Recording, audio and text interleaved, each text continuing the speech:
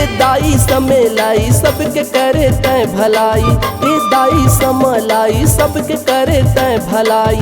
मोर gram गोर बाम तय बिराजे, ए दाई मोर अंगना मकब आवे, बता न वो ए दाई मोला अचरा में छुपा ले। ए दाई समलाई सबके करे तय भलाई, ए दाई समलाई सबके करे तय भलाई। मोर गाँव गोर बाम तय बिराजे, ए दाई मोर अंगना मकब आवे, बता न वो ए दाई मोला अचरा में छुपा ले।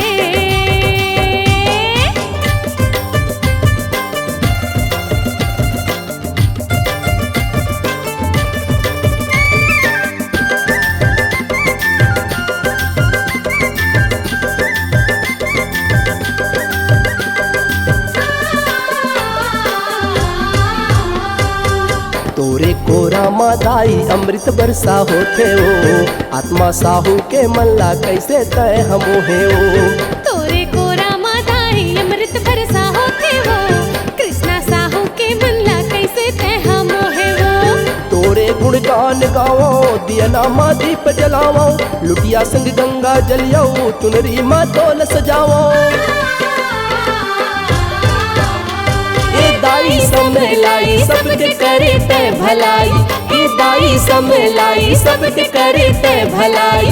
मोर ग्राम गोर बाम तय बिराजे, ए दाई मोर अंगना मकब आवे, बता न वो ए दाई मोला अचरा में छुपा ले।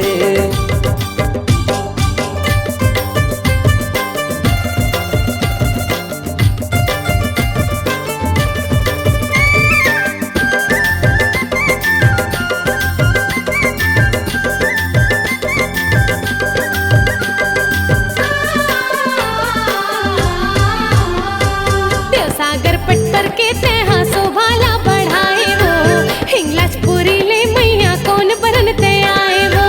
तो सागर पट पर के शोभाला बढ़ाए वो, हिंगलाजपुरी से मैया कोने बरन तय आए वो। शिव शंकर के प्रतिमा तोर दरमा शोभत है, अंधन भंडार भरत है जे तोला मोकत है। ए दाई समेलाई सबके करे तय भलाई, ए दाई समलाई सबके करे तय भलाई। मोर गाँव गोर बाम तय बिराजे, ए दाई मोर अंगना मकब आवे, बता न वो ए दाई मोला अचरा में छुपा ले।